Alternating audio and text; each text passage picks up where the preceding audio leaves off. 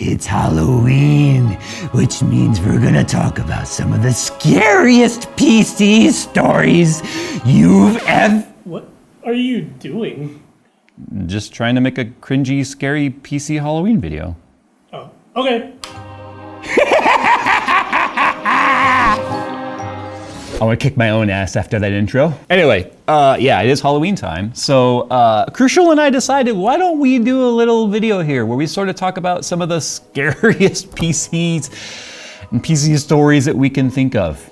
Yes, drilling the motherboard with the drill is in here, but that's for later. I went looking for some of the cringiest, scariest type of photos and videos I could find of PC builds.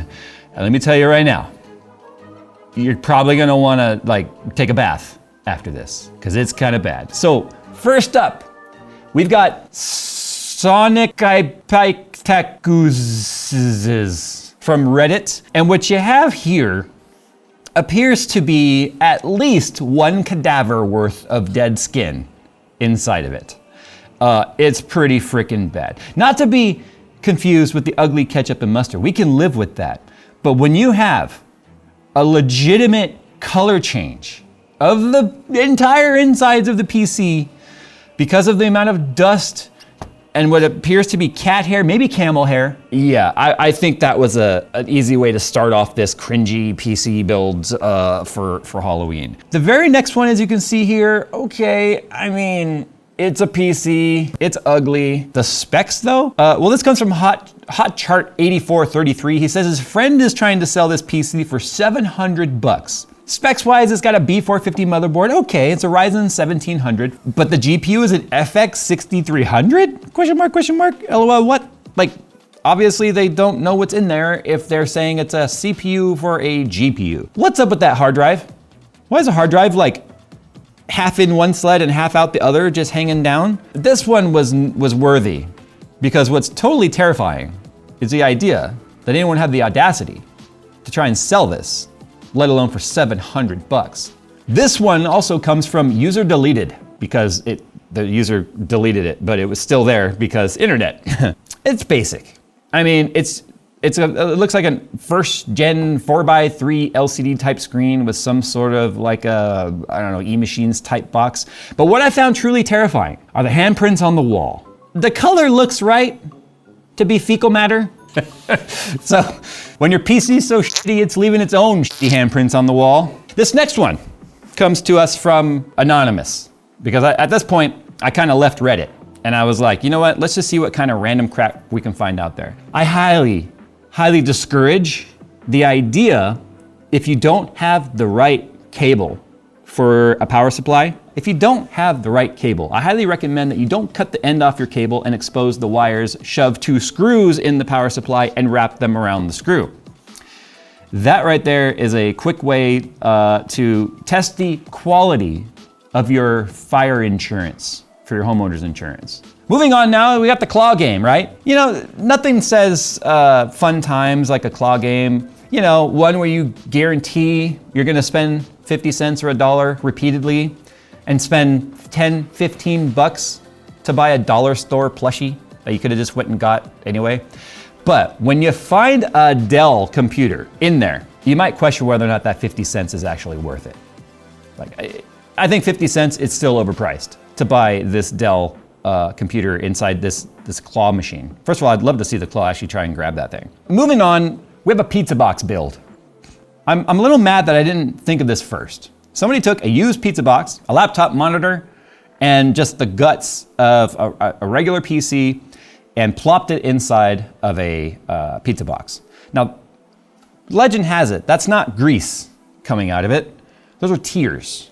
Those are tears of what this computer dreamed it could have been, but then realizing the reality of what it became.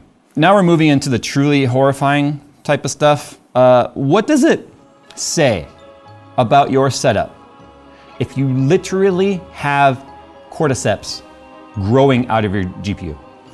I wish you guys could see Phil's face right now. That's so gross. There's legit Last of Us growing out of a Palette GPU. I can't even imagine what type of condition would have to exist for that to happen. This is definitely how the plague starts. Okay, moving on. We have got what appears to be at least one rat worth of hair inside of a system here. Now here's the thing.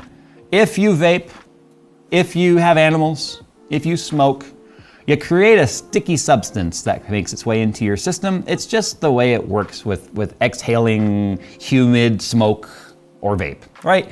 And any fans that are turning are gonna pull air through it, and then it's obviously going to pull some of that stickiness in there. And if you don't stay on top of like wiping down your system on the inside or using isopropyl alcohol or whatever, it builds up over time. And you know what loves to stick to sticky stuff? Dust, hair, fur, small animals, flies, spiders.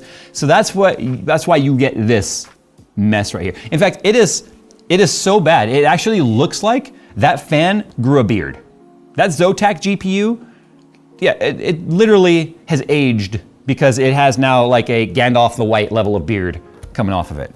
So if you don't want to end up like this user, which again, anonymous photo from the internet, do yourself a favor, open up your case every now and then, clean out the inside, even if it's just canned air, otherwise you're gonna get this crap. Now let's talk about PC building and some of the scariest stuff when it comes to PC building. A little bit of the more cringe photos aside and kind of the ripping on random photos I'm finding on the internet. It's fun to talk about that sort of stuff, but let's get real here. Some of the scariest moments when it comes to any builder building a PC, especially if you're inexperienced, comes down to the CPU installation. Especially if you're talking about LGA or land grid array, where the pins are on the motherboard and not the older AMD style where the pins are on the CPU themselves. Just the mere thought of dropping it and bending some pins is enough to almost force it to happen. You almost will it into existence by thinking about it. It's like if you're learning how to ride a bike or a motorcycle, they say don't look at the ground because you're gonna end up where you look. Don't think about dropping your CPU, or you're probably going to, because bent pins are definitely a quick way to ruin the day. Now here's something else we learned recently. Unfortunately, we had our own motherboard death experience recently with bent pins, because while we were moving into this space, I had a motherboard on our workbench with an exposed socket. I do that often because I like to live dangerously. I mean, who wouldn't, right? But when you have someone that's not really being too attentive, and they tend to just toss a microfiber towel in a direction, and that microfiber towel becomes anywhere near that socket, guess what happens? You get 50 bent pins. Because a microfiber towel is made of little hooks. They're like little circles of fabric that makes the towel. What happens when you have a hook and a loop?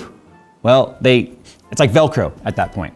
So I picked the towel up because I needed a towel to wipe the screen, and I just heard, and I look down and I see just a nice, evenly spaced amount of fucked up pins, if you will. Yep. That's a new one for me. That is a new level of oops. Word to the wise, keep your microfiber towels and your exposed LGA motherboards separate from each other.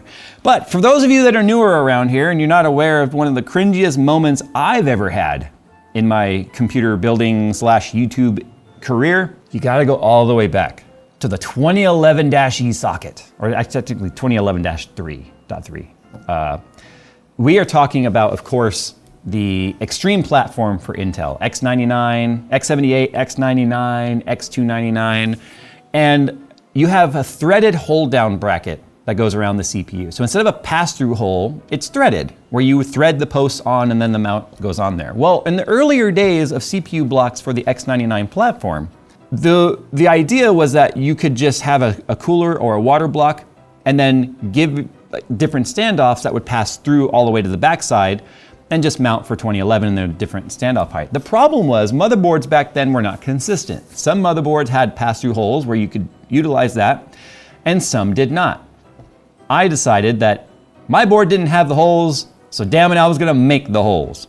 And I assumed if some boards have holes there, they all could, right? That was when I learned about how many layers actually exist in a modern motherboard design. Here's how that went down. Sure hope I don't brick the thing. This is probably the most stupid thing I've ever done. I gotta hope my test bench isn't dead now. Well guys, I killed it.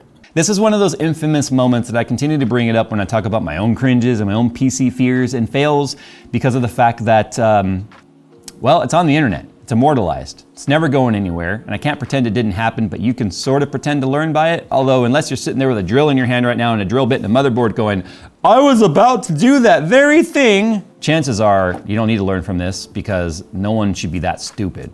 Let's move on to arguably one of the cringiest, scariest moments that we have ever experienced in all of YouTube's PC building history across the board. I remind you of the Verge PC. What do you need to build a desktop? First, you need a table. Some tweezers to tighten up the wires, a Swiss Army knife which hopefully has a Phillips head screwdriver in it. Pay close attention to the brace. You always have to make sure that you really hammer it in. They're just really long screws because they go through the entire frame of the cooler. Every CPU cooler actually comes with a bit of thermal paste, but it's usually not enough. It's good, essentially PC building to have a little bit extra. So we fully built the PC. Now when it comes to installing components though, putting a CPU in is not just the scariest part for new builders. It's the sound and the feeling and the force it takes to slot some of your stuff together. Specifically putting in a GPU, you gotta make sure it's all lined up just right. You've got all those pins that have to make contacts with like a spring system on either side of those pins. So you gotta really kind of force it down in there. Not only is it a solid ka-chunk, sometimes it has a bit of a creaky, cracky sound kind of going along with it. And same thing goes for RAM. As RAM gets kind of beefier and thicker and just having more and more pins on them as they sort of progress from the early days of like SD RAM all the way up to DDR, it gets a little scary trying to force that RAM in there. Just like this guy found out. Wow, I bet that guy sure wishes he had some brand new Crucial RAM to put in that system that he just sort of wrecked. Anyway, this is the shilly part of the video where I talk about today's sponsor, Crucial Memory. These are 6400 megatransfer DIMMs right here. And for those of you that are like cringed out by RGB, no RGB. And as you can see, they come with both XPO and XMP profiles, so you can use them in both Intel and AMD. So it is crucial that you put the right RAM in your system. In all seriousness though, we do use Crucial RAM in a lot of our systems, including the SSDs. They've always been great for us. So do me a favor, go in the description down below, check the links, check them out if you guys are currently shopping for DDR5. These are UDIMMs, and Crucial is coming out with CUDIMMs, which is obviously gonna be pretty freaking awesome when it comes to Intel. And if you guys haven't seen our video already where we tested CUDIMMs when it comes to Intel's 285K and Arrow Lake platform, there's a huge uplift there. So not only are CUDIMMs the future, I hope to see you in our next video.